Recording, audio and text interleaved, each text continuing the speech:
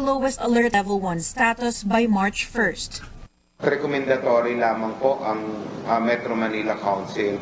Pero traditionally po, sinusundan naman po or pinagbibigyan ng IATF ang kahilingan ng Metro Manila mayors. The mayors say they base their decision on declining COVID-19 cases. And there has been no spike in infections the past 2 weeks amid campaign activities. The health department, however, notes the vaccination rate should be a factor in any decision. This means 80% of senior citizens and persons with underlying illnesses should have a complete dose before an area shifts to alert level 1. San Juan Mayor Francis Zamora says this will not be an issue, at least for his city. He notes that 100% of the target population for these groups have been fully vaccinated. That is why also we have been given by the DOH a certification that allows us an additional 20% operational capacity in terms of our businesses and activities. So in fact, here in San Juan, we have been operating in a de facto alert level 1 already. Manila Mayor Isko Moreno, meantime, says it's time for Filipinos to learn how to live with the virus. Ang aming oxygen level reserve ay mataas at ang aming mga doktor at nurse ay malusog so far, no? Ligtas sa kapahamakan. So we are ready.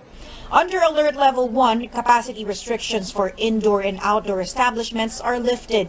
Public transportation will be allowed to operate at full capacity. With minimum health standards as the only requirement, authorities expect more businesses to open, and more people should be out and about wearing face masks. AC Nichols, CNN Philippines. The Interior Department yesterday urged authorities to reconsider the possible shift to alert level 1. Interior Undersecretary Jonathan Malaya explains the challenge to observe minimum public health standards will double once local candidates begin their campaign on March 25th. There is no need to wait for a vaccine specifically made to fight the Omicron coronavirus variant. According to members of the vaccine experts panel, immunologist Dr. Martin Gies shared a recent study that shows a regular Moderna booster shot and an Omicron-specific Moderna vaccine have nearly the same antibody levels produced in monkeys. The antibody level from the primary doses of Moderna vaccines against the Omicron variant declines at the 6th week of getting fully vaccinated. A further significant decline was noted after 41 weeks. The antibody levels increased by tenfold after a third Moderna shot. It suggests here that you don't need to have an Omicron-specific vaccine just to be able to kill the Omicron variant. Okay na yung original Moderna vaccine lang yung gamitin mo kasi it's also already enough to provide you high antibody titers. And in fact, mas mataas pa siya ng konti kaysa dito sa binigyan mo ng Omicron-specific vaccine. Giz also says a separate study on monkeys showed the benefits of Moderna vaccines in reducing the viral load on infected patients. No virus was detected on vaccinated monkeys on the 8th day of the infection. But Giz clarifies these studies need further validation, including human trials. Meanwhile, infectious diseases specialist Dr. Jean Solante reminds the public COVID-19 cases could still rise again. That's why everyone who is eligible are encouraged to get boosted. Yung nakatanggap ng primary vaccine series, it's not enough protection. You need the booster. Now, if you want to transition to a lesser alert level and you want to be protected, that should be the current focus now, especially the vulnerable population. Another LRT station opens for COVID-19 vaccination. Commuters also lined up to get their shots at the Antipolo station of LRT2. Vaccination is available there every Wednesday and Friday, 8 a.m. to 5 p.m. This Recto station is also open for inoculation every Tuesday and Thursday from 8 in the morning to 5 in the afternoon. Vaccinees are urged to pre-register online so screeners can provide them the appropriate vaccine brand. Registration sites are flashed on your screens. While vaccinations prevent severe to critical infection, a study from the United States reveals people with COVID-19 may be prone to long-term cardiovascular diseases. A study from the journal Nature Medicine shows those with prior COVID-19 infections are over 60% more likely to develop heart complications. The risk was found in all ages, sexes, races, and cardiac risk factors like smoking, high blood pressure, and obesity. The study, however, was done in January last year before vaccines became widely available. Global headlines now. U.S. President Joe Biden imposing tough sanctions on Moscow over what he calls, quote, the beginning of a Russian invasion into Ukraine. The first tranche of sanctions will be against 2 financial institutions and Russian sovereign debt. Biden says he will also impose sanctions on Russian elites and their family members and will not go easy on Russia if they go further with the invasion. Ukraine, however, says these sanctions are not enough. No sanctions will be enough until Russian boots withdraw from Ukrainian soil. This is fundamental principle that we have to keep putting pressure on Russia. And we in Ukraine proceed from the fact that the sanctions announced today by President Biden is just the beginning of the process of deterring President Putin and making him withdraw. That's why I said in the press conference that we like what we saw today, but it certainly won't be enough, and this strategy has to be continued. Australia, Japan, the United Kingdom, and the European Union also imposed major financial and economic sanctions against Russia after Russian President Vladimir Putin ordered in troops into 2 pro-Moscow regions in eastern Ukraine. With the looming war between Russia and Ukraine, the government ramps up efforts to bring home Filipino nationals from the Eastern European country. But as Tristan Odalo tells us, many of them still insist they want to stay in Ukraine for now. It's a wait-and-see situation for many Filipinos living in Ukraine amid the escalating tensions and the threat of war between the Eastern European country and Russia. Despite warnings of a full-scale invasion from Moscow, some images of calm and normalcy in Kyiv, Ukraine's capital. Filipina Rhea Taibov said it would be difficult for her to leave her Ukrainian husband and daughter. Alex po, ano na rin po ako, parang feeling galing na rin. Kasi parang ano yung mangyari ngayon po, talagang okay kami dito, normal po, as wala. Hindi naman po nag-start, gulo na sinasabi nila na mag-start po ng February 16. And then sabi nila, Sunday, so everyday po iba-iba. Rhea says most of her Filipino friends in Ukraine also want to stay for now despite the uncertainty of the situation. Hindi po sila uuwi unless mandatory evacuation or mandatory na daw po na ng embassy, na pauwiin po ng embassy. Foreign Affairs Secretary Teddy Boy Locsin Jr. says their primary concern is to take Filipinos in Ukraine out of harm's way. The government is trying to bring them to the nearest sanctuaries the fastest possible way. OWA Chief Hans Kakdak adds that they are closely monitoring the situation on the ground and that in-country relocation is underway. Sa ngayon, wala pa naman report ng naglalabanan ng mga military forces. Basta ang sinasagawa ngayon is in-country relocation ng mga OFWs. At least 3 batches of OFWs have been relocated to safer ground. Kakdak says the government is also offering free flights to those who want to come home. Sa ngayon, nag-offer din ng free commercial flight, free plane tickets ang DFA, and may 5 nang nakarating ng Biyernes ng gabi, may 2 na tinanggap yung offer ng DFA particular to free plane tickets, free flight. An international relations and security analyst says they are anticipating 2 scenarios in Ukraine should all diplomatic efforts fail. Isa sa mga likelihood na scenario ay magkaroon ng civil war sa Ukraine. So, yung civil war will become the proxy war of US and Russia. Ang isa pang possible scenario ay talagang magkaroon ng direct confrontation between NATO countries led by the US and Russian forces using Ukraine as the battleground. At pag nangyari yan, baka mag-spill over yan sa wider Europe, and that will create tremendous global economic repercussions. The analyst adds that the effect of a full-blown Ukraine-Russia war could also be felt in the Philippines. Apart from the geopolitical impact, there's also a worrying economic fallout. Experts say oil and gas prices will reach record highs as the Russian and Ukraine conflict escalates. Tristan Odalo, CNN Philippines. When we come back on Newsnight, 7 vice presidential and 9 presidential candidates set to face off for the first time this weekend, we give you a glimpse of what to expect in the much-awaited political showdown. And find out how you can watch the upcoming BTS concert right here at home. Stay tuned.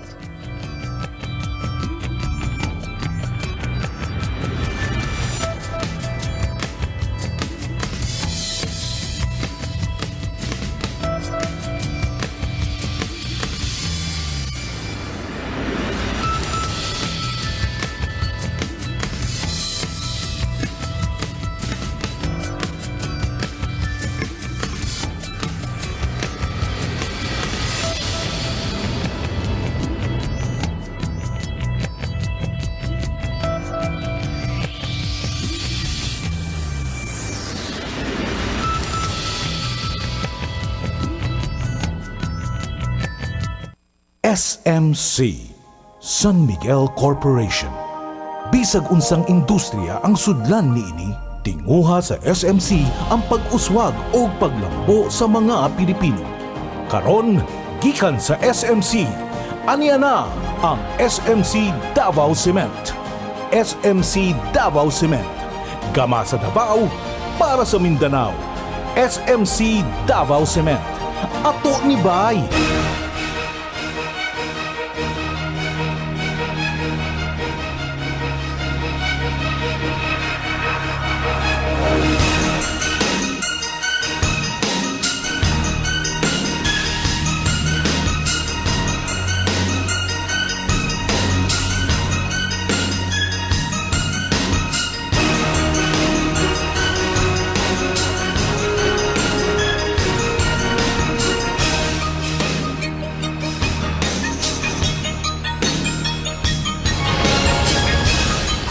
Welcome back. The waiting game continues for jeepney drivers looking forward to receiving their subsidy from the government amid rising fuel costs. The Transportation Department says it is fast-tracking the rollout. Joining us now is Rex Remigio live from Mandaluyong City. Rex, did the DOTR give a definite date already? Well, none so far. What they're only telling us is that the Transportation Department is already coordinating with the Budget and Management Department regarding the release of the 2.5 billion peso fuel subsidies at the soonest possible time. This will come from a DOTR's budget under the General Appropriations Act. Every jeepney driver can receive 6,500 pesos. Drivers of bus, UV Express, TNVS, or ride-hailing app vehicles, tricycle, and other types of public transport can get the financial aid as well. This means over 364,000 drivers will now benefit from the subsidies. That's from 136,000 last year. Kami po sa kagawaran talagang nagmamadali na po kami implement ito dahil ramdam po namin ang hirap ng ating mga drivers at operators ngayon dahil lalo na pong tumataas ang presyong petroleum products at ayaw naman po natin magtaas din ng pamasahe sa puntong ito dahil nasa pandemya pa tayo at ayaw nating ipasa sa publiko yung gastos dito. Some lawmakers have been urging transport authorities to release the subsidies immediately. Local fuel prices have gone up for 8 weeks in a row this year, and it doesn't stop there. Industry sources say petroleum companies are expected to implement another round of oil price hike Tuesday next week. Dubai crude, the reference price for Asian market, has reached more than $91 per barrel. That's why transport groups are calling for a 1 to 2 peso fare increase. Transportation Assistant Secretary Steve Pastor, however, says it's up to the LTFRB to decide. He adds that lowering the COVID-19 alert level in Metro Manila should be considered, saying this would mean more passengers and more income for drivers. But for those down the chain, it's easier said than done. Back to you. Rex Remigio there reporting.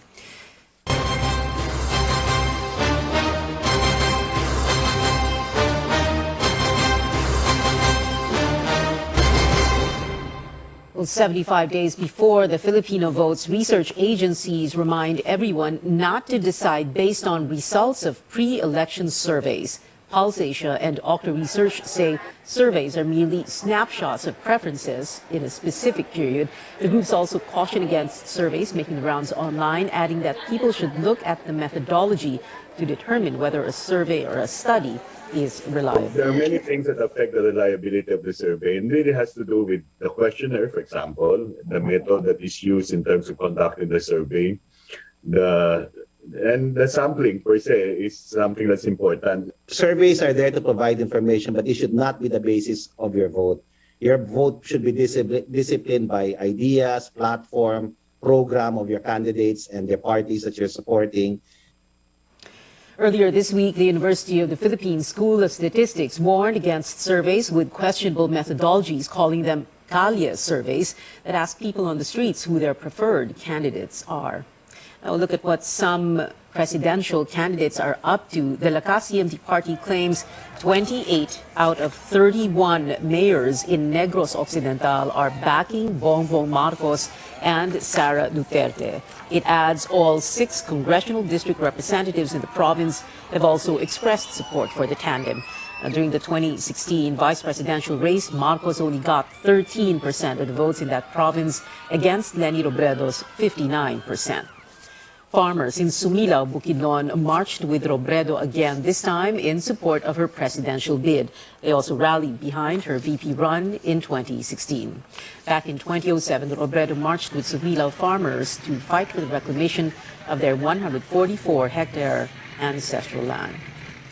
Senator Manny Pacquiao is pushing for a higher minimum wage to help families deal with rising prices of basic goods. He made the call after visiting 2 wet markets to buy groceries. He says the experience made him realize the minimum wage of 13,000 pesos is no longer enough for an average Filipino family of 4. Senator Ping Lacson denies attacking another candidate when he talks about thieves in government. He maintains he will not participate in mudslinging in the campaign. So, nung habang nasa Baguio kami, tinawagan ako. Sabi sa akin, taga Cebu to pre, pakiusap naman ni baka naman, wag mo namang atakihin. Sabi ko, give me proof na meron akong inattack na presidential candidate. Wala. Pag sinabi kong galit kami sa magnanakaw, galit kami sa magnanakaw. Wala kami sasabing galit kami kung kanino. Walang tao. Kung may tinamaan, hindi namin kasalanan ni Senate President yun. Manila Mayor Isko Moreno is pushing for a number of changes to the Constitution if elected president. These include a region-based Senate, a 2-party system, and tandem voting or a single vote for president and vice president. Moreno believes such moves will help unite Filipinos and prevent partisan politics. 2 bawat rehiyon. So that is 34 senators. Ngayon, at least papanatag yung mga taga-Samar, taga-Leyte, o taga-Iloilo, o taga-Batanes, o taga-Tawi-Tawi, na meron silang senador na kapitbahay nila, alam ang kultura, tradisyon at kostumbre nila, o yung kanilang mga pamana, na makikipaglaban sa resources ng gobyerno para dalhin sa kanilang mga relihiyon at kanya-kanyang lugar. This weekend's back-to-back political showdown, the first presidential and vice presidential debates with an almost complete attendance, will be as exciting and impactful as the CNN Philippines vice presidential debate in 2016, except this time there will be no live audience, adhering to health and safety protocols amid the pandemic. Our senior correspondent David Santos gives us a preview of what to expect. Inside the debate hall at the University of Santo Tomas, a significantly smaller and socially distanced crowd as part of extra precautions during this pandemic. Only about 200 people, including credentialed staff, will be allowed in. Debate partner Microsoft Philippines will provide the technology for a virtual and interactive audience. Well, in coordination with UST as our venue, they have set the health protocols. So there will be testings for all of the staff, the crew, the suppliers, and even security. Candidates can be accompanied by an entourage of up to 10 people. Everyone has to present a negative COVID test taken within 24 hours, as well as vaccination cards. Mask wearing will be mandatory. 9 presidential and 7 vice presidential candidates have confirmed their attendance. On stage, they'll be standing at least 1 meter apart. There will be no handshakes, while the small crowd in the audience will be discouraged from cheering or heckling. Empty podiums with their names on it will be kept on the stage for candidates who opted to skip the debates. Being a politician in a democracy means you will be challenged by the opposition all the time. You will be asked difficult questions by the media all the time. You are held up to international scrutiny. If you can't even handle a debate, you probably shouldn't be there. For 2 hours, those present will battle it out over the pandemic, the economy, corruption, and peace and order, among other big issues. CNN Philippines anchors Rico Hizon and Ruth Cabal will moderate Saturday's vice presidential debate, and Pia Ontiveros and Pinky Webb for the presidential debate on Sunday. Meron din tayong mga ibang phone-in questions or questions from social media para talagang mapupulsuhan natin yung ground, no? Yung mga issues na talagang, kumbaga yung sinasabi nga natin, malapit sa sikmura, no, ng mamamayan. The candidates will all be given limited time to answer and rebut opponents with the hopes of keeping their exchanges lively but also civil and respectful. David Santos, CNN Philippines. Police are on hand to secure the UST campus this weekend. Manila Police District Director General Leo Francisco says more than 100 personnel will be deployed to enforce strict security checks starting noontime Saturday, February 26th. May mga team kami mag-inspect sa venue, may mag-inspect kami sa within the perimeter of the venues. Kailangan talagang prepared kami, kailangan namin masecure yung bawat isa, lalo na yung ating mga kandidato at yung mga taong pupunta doon. So, andun pa rin yung pag-maintain ng minimum public health standard, andun pa rin yung pag-wear ng face mask at yung distancing. So, yun yung mga titingnan natin sa araw na yun. Francisco says officials are studying if road closures will be implemented on a section of España Boulevard fronting the venue. He discourages supporters of candidates from staking out outside UST for safety reasons. Sa lahat ng supporters ng ating mga candidates for Vice President and President, bawal po talagang pumasok sa loob ng UST campus or UST area. Kaya nakikiusap po ang pamunuan ng Manila Police District na para maging maayos po ang lahat, mas magandang hintayin na lang natin sila. Live naman ito na mapapanood sa CNN. COMELEC has approved CNN Philippines' request for accreditation for its vice presidential and presidential debates this weekend. The approval came during the COMELEC's en banc session this afternoon. CNN Philippines has assured the poll body that it invited all candidates to the debates and complied with health protocols. The network will also submit all documents necessary for this accreditation.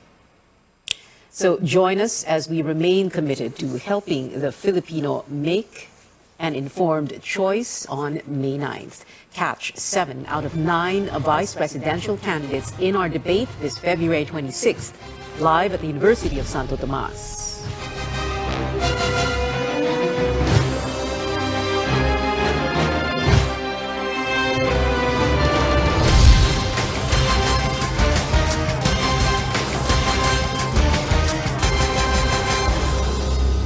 Watch 9 out of 10 candidates face off at the presidential debate on February 27th, also at UST, only here on CNN Philippines.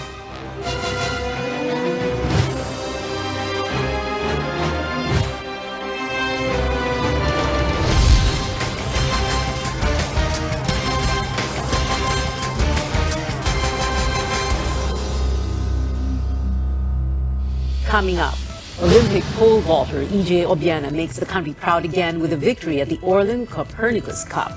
And listen up, BTS fans, prices and schedules for the K-pop group Seoul concert cinema showing have been released. Details after the break.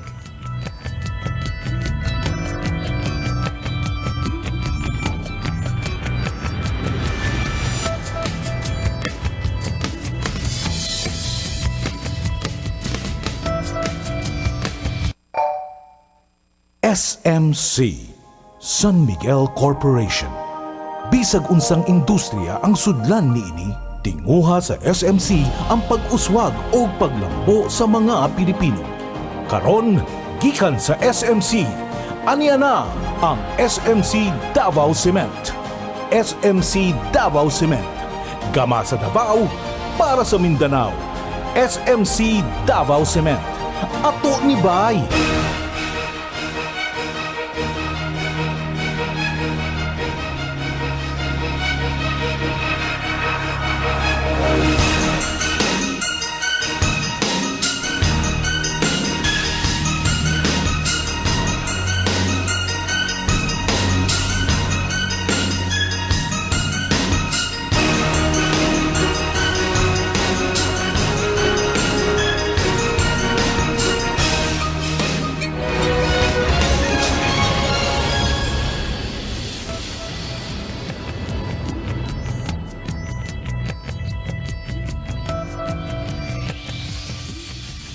Welcome back. Pole vaulting sensation EJ Obiena does it again. The Olympian bagged his second gold medal this year, ruling the Orlen Copernicus Cup in Torun, Poland today. Obiena matched his season best, tying his earlier record of 5.81 meters at the Orlen Cup.